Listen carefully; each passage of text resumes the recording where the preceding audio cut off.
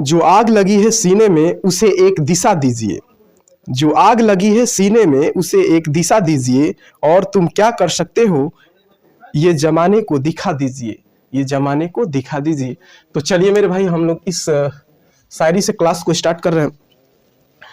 तो देखिए रेलवे के जो एलपी है, उसके बाद टेक्नीशियन, इन का भी डेट आ गया है, और रेलवे ग्रुप डी का ही तो अभी पेपर अभी चल ही रहा है। तो चलिए मेरे भाई कई परीक्षाएं आपके सामने हैं, आप मन से तैयारी कीजिए। जो जो आपके वीक पॉइंट है उस पर ध्यान दीजिए, और ज्यादा से उसको आप उस पर मेहनत कीजिए, आपका एकदम जरूर होगा। चलिए क्वेश्चन नंबर पहला देखते हैं। कह रहा है कि 11 और 30 के बीच अभाज्य संख्याओं का औसत ज्ञात कीजिए। देखिए मेरे भाई ये क्वेश्चन पूछा गया है, कैसे इसको सॉल्व करते हैं। देखिए 11 और 30 के बीच में मेरे भाई 11 और 30 के बीच में ना अभाज्य संख्या पहले तो देखेंगे कितनी है, और अभाज्य संख्या देखिए अभाज्य संख्या कितनी है। अरे अभाज्य संख्या तो बहुत सारी है, लेकिन अभाज्य संख्या किसे कहते हैं उसको पहले समझेंगे। तो हम बताए थे अभाज्य संख्या वो संख्या होती है जिसका फैक्टर केवल 2 होता है, या कहेंगे वो संख्या जो एक से कटे, स्वयं से कटे और किसी दूसरे से ना कटे, उसे अभाज्य संख्याएं कहेंगे। ठीक ना, ये हम बता भी दिए। चलिए देखिए 11 और 30 के बीच में कह रहा है। देखिए मेरे भाई 11 और 30 के बीच की अभाज्य संख्याओं का औसत, के बीच की, 11 को नहीं लेना है। देखिए 13 हो जाएगा ना मेरे भाई, 13 हो जाएगा। उसके बाद 13 के बाद 15 नहीं, 13 14 नहीं होगा, 15 नहीं, 16 17 हो जाएगा मेरे भाई, 19 हो जाएगा, 21 नहीं होगा, 23 हो जाएगा, और 29 हो जाएगा। यही है ना, देख लीजिए 13 17 19 23 और 29, ये ऐसी संख्या है जो एक से कटेगी, स्वयं से कटेगी और किसी दूसरे से नहीं कटेगी। तो औसत क्या कहते हैं, इसका योग, संख्याओं का योग, अब बटा में संख्याओं का क्या कहता है मेरे भाई, संख्या। 1 2 3 4 5 है। चलिए 8 कर जोड़ दीजिए, 9 9 3 12 मेरे भाई, 9 9 3 12, 12 9 12 9 21, और 21 7 मेरे भाई, 21 7 28, और 28 3 कितना हो जाएगा मेरे भाई, 31 के 1 3 बचा। देखिए 2 2 4 4 1 5 5 1 6 6 1 7 और 7 3 10, अपान में कितना हो जाएगा मेरे भाई, 5। कटा दीजिए, 5 दूनी के 10 और 5 दूनी के 10 यानी 20.2 मेरे भाई। देख लीजिए ऑप्शन नंबर 20 है। समझ में आ रहा है? इन क्वेश्चनों को ऐसे ही करेंगे। देखिए मेरे भाई एक चीज और हम बता दें, देखिए अभाज्य संख्याएं से ना क्वेश्चन पूछा जाता है। देखिए अभाज्य संख्याओं की संख्या बस कह देना तो एक ट्रिक है, उसको अगर याद करते हैं तो बस संख्याएं पता चलेंगी, वो संख्या कौन कौन सी है ये नहीं पता चलेगा। जैसे देखिए 44 22 32 23 21, ये देखिए 1 से लगाई 100 के बीच में अभाज्य संख्याओं की संख्या है। देखिए 0 से 10 तक 4 है, फिर 10 से 20 तक 4 है, फिर 20 से 30 तक 2 है। जैसे देखिए 0 से 1 से 10 के बीच में 4 है। जैसे देखिए 2 एक अभाज्य संख्या है, 3 है, 5 है और 7 है। देखिए ये 4 संख्या है। तो संख्याएं कौन कौन सी है ये अगर क्वेश्चन, तो जैसे देखिए यहाँ पे 11 और 30 के बीच की अभाज्य संख्याओं का औसत, तो संख्याओं तो पता करना पड़ेगा। लेकिन ये कहता कि जैसे ये कह देता क्वेश्चन कि 20 से 30 के बीच में अभाज्य संख्याओं की संख्या कितनी है, तो 20 से 30 के बीच में अभाज्य संख्या केवल 2 ही है, 23 है और 29 है ऐसे। और यहां से देखिए क्वेश्चन पूछता है 1 से 100 के बीच में कुल अभाज्य संख्याओं की संख्या कितनी है, तो 4 4 8 8 2 10 2 12 3 15 2 17 2 19 3 19 3 22 22 22 24 25, यानी 1 से 100 के बीच में 25 अभाज्य संख्या है। आप 1 से 50 तक ले 15 है। याद रखिए मेरे भाई, यहां से भी क्वेश्चन पूछे जाते हैं। तो चलिए और इससे रिलेटेड और भी क्वेश्चन आप हल कर लीजिए, हम तो प्रैक्टिस करा रहे हैं, आप प्रैक्टिस कीजिए। चलिए अगला, चलिए मेरे भाई क्वेश्चन नंबर दूसरा देखो, और ये तुम क्या कर सकते हो, इस जमाने को दिखा दो मेरे भाई। देखिए क्वेश्चन नंबर दूसरा हल करो। कह रहा है कि एक व्यक्ति अपनी मासिक आय का 50% खर्च करता है, वह प्रतिमाह 3000 रुपया बचाता है, तो उसकी मासिक आय क्या है।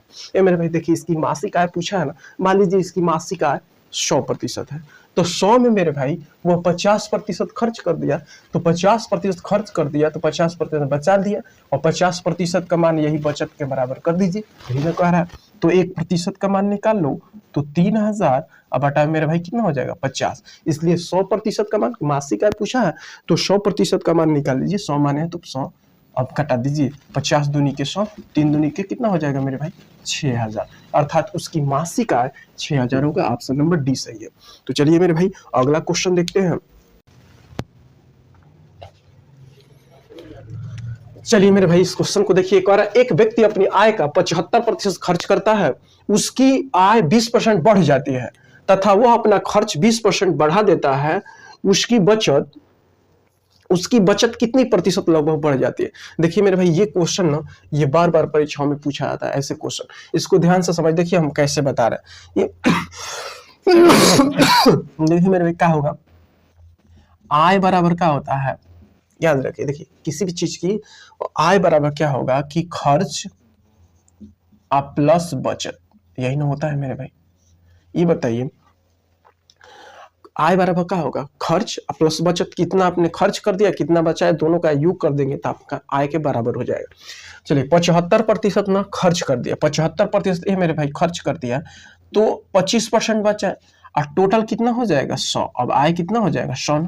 देखिए 75 खर्च कर दिया है तो 75 खर्च, पूरा टोटल 100 है, 75 खर्च कर दिया तो कितना बचा है 25% बचा है।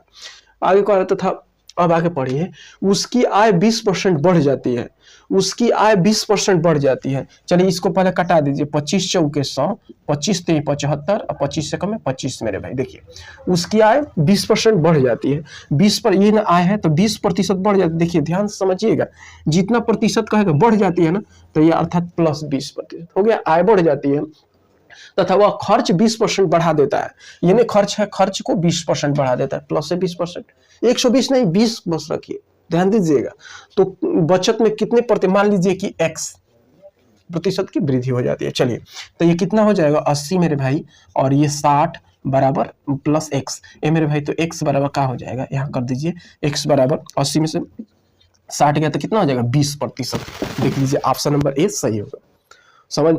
समझ में आ रहा है मेरे भाई। एक चीज और है, अगर आपको अच्छा लगता है जो भी चीजें हम बताते हैं, जो भी क्वेश्चन हम बताते हैं, आप उसको समझ पाते हैं, या हमारे जो ये वीडियो है आपको देखने से कुछ फायदा होता है मेरे भाई, तो आप like share subscribe comment box में जरूर लिखिए कि आपको ये कैसा लगता है, तभी हम समझ पाएंगे। तो चलिए अगला क्वेश्चन देखिए, जो कि ये भी बहुत महत्वपूर्ण क्वेश्चन है। चलिए मेरे भाई इस क्वेश्चन को देखिए, इसको सॉल्व करते हैं। देखिए कौरा प्रेक्षणों 74 85 78 87 85 87 78 85 73 87 81 85 83 75 और 73 का बहुलक क्या है। ये मेरे भाई देखो, बहुलक उसे कहते हैं ना, बहुलक होता क्या है कि जिसकी आवृत्ति अधिक बार हुई हो, यानी जो संख्या ना अधिक बार आई हो वही ना बहुलक कहलाता है। चलिए देखिए 87 कितनी बार आया, देखिए 87 1 2 2 2 3 बार 87 आया। चलिए 85 देखते हैं मेरे भाई, 50 1 2 3 4 बार 85 आया, ठीक ना, 4 बार 85 आया। चलिए ये 3 बार आया है, ये 4 बार आया है, ये देखिए तो मेरे भाई 74 74 74 74 74 एक बार आया है मेरे भाई, और 73 कितनी बार आया है, 73 देख लीजिए, 73 एक बार, 73 2 बार आया है। चलिए तो किसकी आवृत्ति सबसे अधिक बार है, किसकी 85 की, तो ये वाला आपका आंसर होगा। समझ में आ रहा है ना मेरे भाई। चलिए तो अगला क्वेश्चन देखते हैं, और ऐसे क्वेश्चन परीक्षाओं में पूछे ही जाते हैं मेरे। तो चलिए अगला क्वेश्चन देखते हैं। क्वेश्चन नंबर 5 नंबर देखिए, कह रहा कि ए और बी मिलकर किसी काम को 6 दिन में पूरा करते हैं। यदि ए अकेले उस काम को 12 दिन में पूरा कर सकता है तो बी अकेले उस काम का 1/4 भाग कितने दिन में पूरा कर सकता है। अब चलिए इसको कैसे हल करेंगे। देखिए मेरे भाई ए प्लस बी यह मिलकर ना किसी कार्य को कितने दिन में, 6 दिन में पूरा कर सकता है, और ए अकेले उस काम को 12 दिन में पूरा कर सकता है। चलिए तो कह रहा है कि बी अकेले उस काम का 1/4 भाग कितने दिन में पूरा करेगा। चलिए एलसीएम ले लीजिए, 12, तो 6 दूनी के 12, 12 कम में 12 हो गया। अब कह रहा है ना कि बी अकेले उस काम का 1/4 भाग, पहले बी का पहले कार्य निकाल लीजिए, एक दिन का कार्य। तो देखिए ए प्लस बी बराबर कितना है मेरे भाई, 2 है इसकी कार्य क्षमता, तो ए का मान कितना है, 1 है, तो ए प्लस बी 2 है और ए अकेले 1, इसकी कार्य क्षमता 1 है, तो बी का अकेला कितना हो जाएगा मेरे भाई, बी अकेले 1 दिन में कार्य क्षमता 1 होगा 1, तो इसका 1/4 भाग, इसका 1/4 भाग निकाल लो मेरे भाई, 1/4, 4 3 12 यानी 3 हो गया, और 3 और देखिए 3 काम को पूरा करना है और इसकी कार्य क्षमता 1 है, तो डिवाइड कर दीजिए कितना दिन में मेरे भाई, 3 दिन में ये पूरा कर सकता है। तो ऑप्शन नंबर डी वाला सही होगा, ठीक है ना मेरे भाई।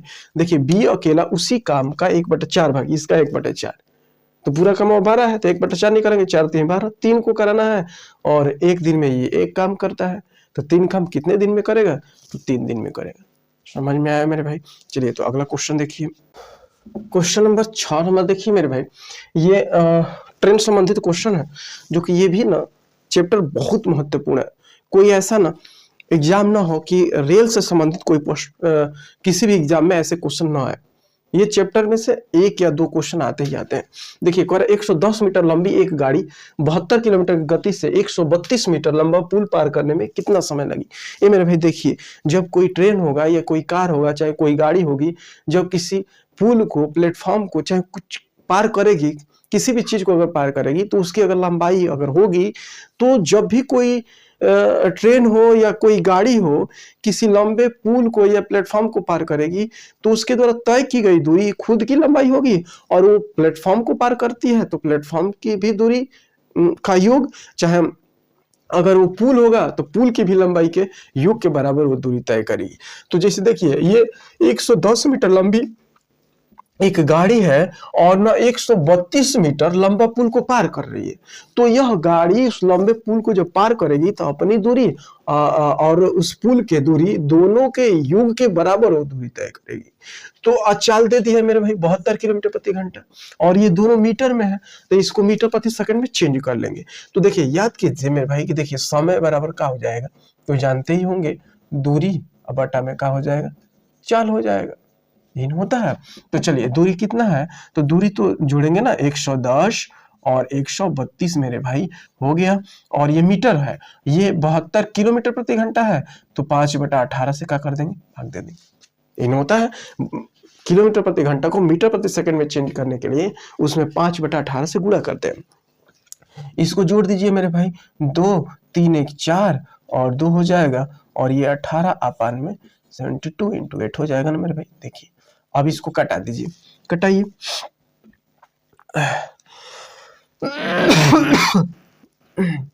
अरे ये 5 होगा, ठीक है। देखिए 18 चौक 72 हो गया मेरे भाई। चलिए 18 चौक 72, अब ये 242 और बटा में कितना, 5 के 20 हो गया, तो 20 को 2 × 10 लिख सकते हैं।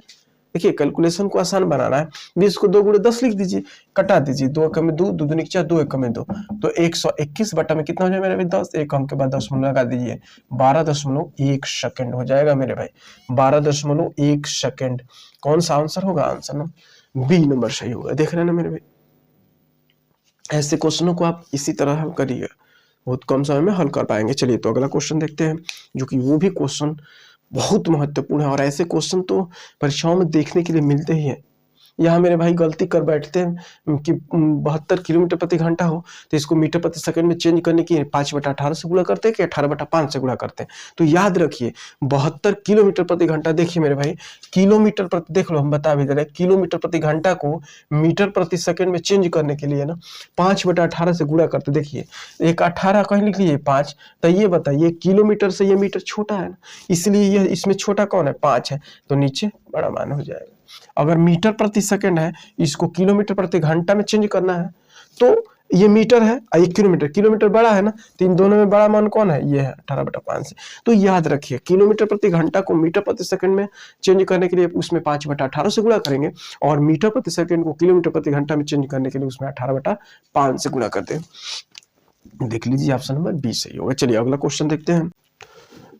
चलिए भाई क्वेश्चन 7 नंबर देखिए, एक घन की प्रत्येक भुजा में 15% की वृद्धि कर देने पर इसके आयतन में कितने प्रतिशत की वृद्धि होगी। देखिए मेरे भाई इस क्वेश्चन को कैसे हल करेंगे, देखिए ये घन है ना, घन का आयतन भुजा का क्यू होता है, घन का आयतन भुजा का क्यू होता है।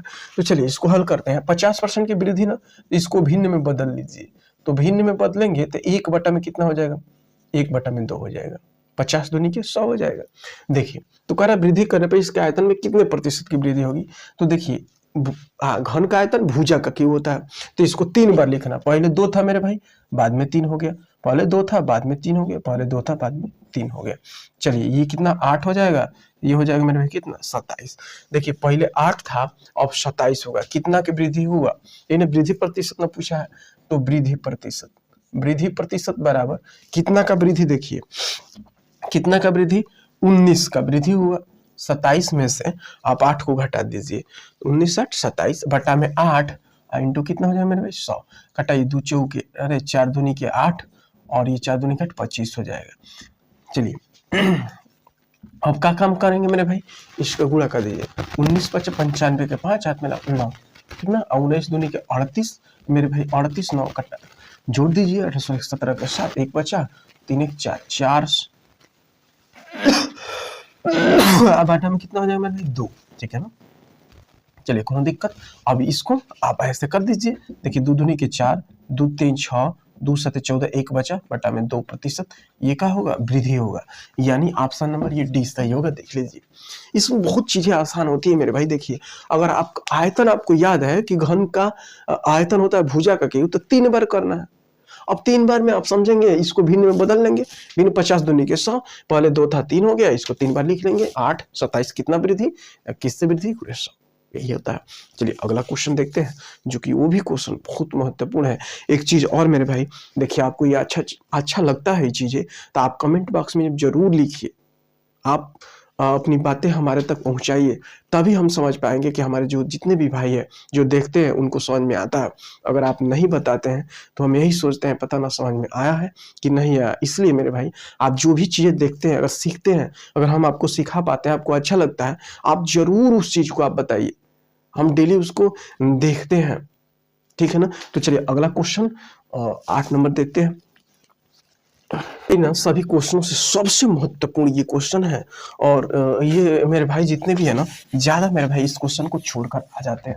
इसलिए मेरे भाई कुछ तो ऐसे क्वेश्चन होंगे जो जिन क्वेश्चनों को आपको जानना आवश्यक है, जो सभी मेरे भाई नहीं जानते हैं। आप कुछ ना अलग चीजें आप करेंगे, तभी उस समय आपका नंबर भी अधिक होगा। अन्यथा देखिए हर चीजें जो भी मेरे भाई जो भी करेंगे, आप बराबरी ही करते जाएंगे, तो आपको उतना फायदा नहीं होगा। इसलिए मेरे भाई मेरिट बनाने वाले भी कुछ क्वेश्चन होते हैं जिनको सभी नहीं कर पाते, कुछ ही मेरे भाई करेंगे। देखिए समझिए, इसको हम बता दें, जैसे 2 समीकरण होता है मेरे भाई, तुलना करते हैं a1x प्लस मेरे भाई a1x plus b1y plus c1 मेरे भाई बराबर 0। उसके बाद a2x plus b2y plus c2 बराबर y, ये अगर बराबर 0 अगर 2 समीकरण हुए, तो देखिए मेरे भाई अगर ना a1 अपान में a2 not equal to b1 अपान में b2, देखिए कहीं लिख लीजिएगा, अगर ये कंडीशन होगी तो ये प्रतिच्छेदी रेखा होगा।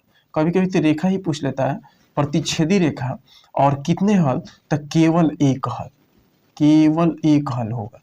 कितने मेरे भाई, केवल एक हल, इसको अद्वितीय हल कहते हैं, अद्वितीय हल, केवल एक हल, ठीक ना। जब ये कंडीशन है a1 अपान में a2 not equal to b1 अपान में b2, तो होगा। दूसरा कंडीशन मेरे भाई देखिए, पहला कंडीशन है, दूसरा अगर a1 अपान में a2 इक्वल टू b1 अपान में b2 और नॉट इक्वल टू c1 अपान में c2, ये अगर कंडीशन हो तो समांतर रेखा होगी।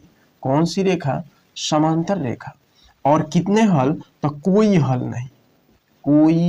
नहीं, यानी एक भी हल नहीं, कोई हल नहीं। तीसरा देखिए मेरे भाई, तीसरा क्या होगा कंडीशन, तीसरा में अगर a1 अपान में a2 इक्वल टू b1 अपान में b2 इक्वल टू c1 अपान में c2, अगर तीनों बराबर है तो रेखा होगी समपाती रेखा। समपाती रेखा और हल मेरे भाई अनंत हल, इसका ना अनेक हल होगा, अनंत हल होगा, याद रखिएगा। देखिए एक बार और हम बता दें, पहला कंडीशन अगर a1 अपान में a2 not equal to b1 अपान में b2, तो प्रतिच्छेदी रेखा और केवल एक हल। दूसरा कंडीशन यही याद रखना, अगर याद है तो क्वेश्चन हल करने बहुत कम समय में, a1 अपान में a2 इक्वल टू b1 अपान में b2 not equal to c1 अपान में c2, तो ये समांतर रेखा, कोई हल नहीं। तीसरा ये कंडीशन होगा मेरे भाई, a1 अपान में a2 इक्वल टू b1 अपान में b2 इक्वल टू c1 अपान में c2, तो समपाती रेखा और अनंत हल होगा। कभी कभी तो डायरेक्ट यहाँ से क्वेश्चन पूछ ऐसा दे देता है, कहता है इसमें कौन सी रेखा है, ये क्वेश्चन दे देगा ये समीकरण और कहेगा कि इसमें कौन सी रेखा है, तो याद कीजिए।